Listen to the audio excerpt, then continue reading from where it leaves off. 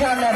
Gelinimizin salamını kabul kılasılar. Gelin başkalar ilgili salam kılgılar. Bugünden başlar darlarınızı aşırıp yığlarınızı yaşıraydiyenşiler buluşadı.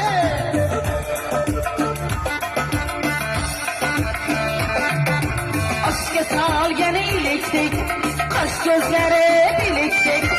Aşka salgen iyiliktik, ya kaş gözleri biliktik. Salam salam yar yar, gelin salam yar yar.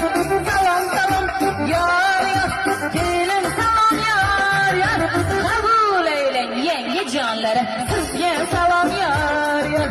Kabul eylen olsun canları, sizge salam